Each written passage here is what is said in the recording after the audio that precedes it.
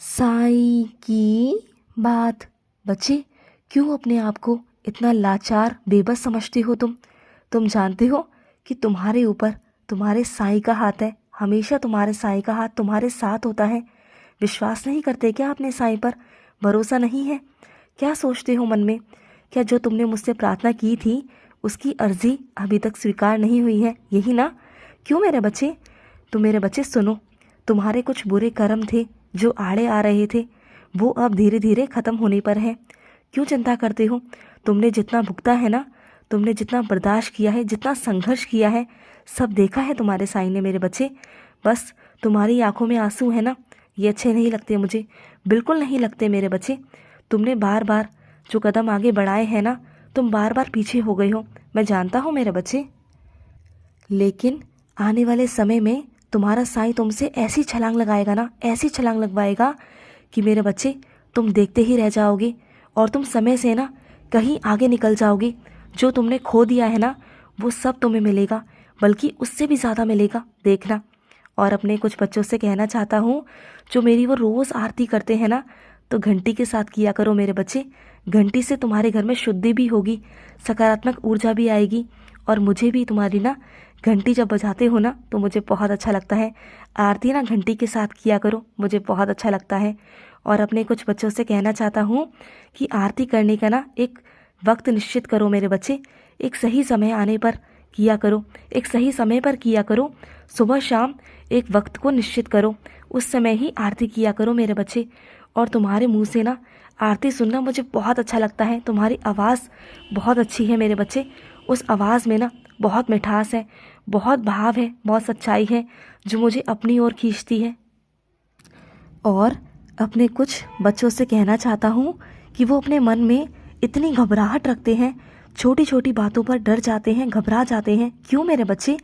क्यों? जगह जगह भागने की तुम्हें बिल्कुल ज़रूरत नहीं है। अगर मन में डर आए, घबराहट हो ना, तो फटाफट मेरे सामने आकर बैठ जाया करो, मुझसे बातें किया करो, मुझसे कह दिया करो। फिर देखो वो जो तुम्हारी परेशानी है ना, कैसे हल हो जाती है, कैसे छू मंतर हो जाती है, देखना मेरे बच्चे। और इस साल मैं अपने कुछ बच्चों को शिरडी बुलाऊंगा जो उनके ऊपर तंत्र मंत्र की विद्या हो रखी है ना। तो मेरे बच्चे, कोई भी उपाय करने की ज़रूरत नहीं है। जब तुम समाधि मंदिर में आओगे ना, मेरे समक्ष आओगे, बस आने की ही देरी है, सब खत्म हो जाएगा। तुम्हारे ऊपर से काला जादू, नज़रें, बुरी बलाएं सब खत्म कर दूंगा।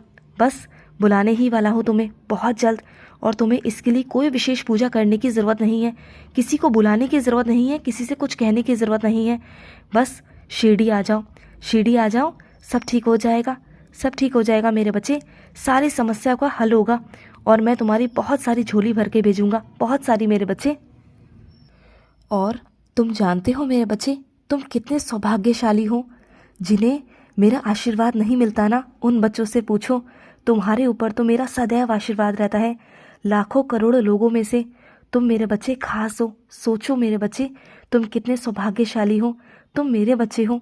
और अपने आप को इतना मायूस करते हो, इतना बेबस समझते हो, इतना रोते हो मेरे बच्चे। सोचो मेरे बच्चे कि तुम कितने सौभाग्यशाली हो। तुम तक मेरे संदेश जाते हैं, तुम तक मेरी लीलाएं जाती हैं, तुम मेरी लीलाओं को पढ़ते हो, सुनते हो, मेरे बारे में जानते हो। जिन तक मैं जाना नहीं चाहता ना, उनके कानों तक मेरा नाम तक नहीं पहुंच पाता।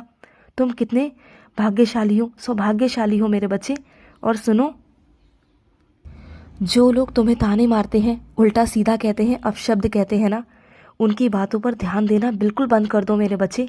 क्योंकि अगर उन पर ध्यान दोगे ना तो कभी भी आगे नहीं बढ़ पाओगे। वो लोग तुम्हारा ध्यान भटकाते हैं मेरे बच्चे, लेकिन तुम्हें अपना ध्यान भटकाना नहीं है, तुम्हें अपने साईं पर ध्यान देना है।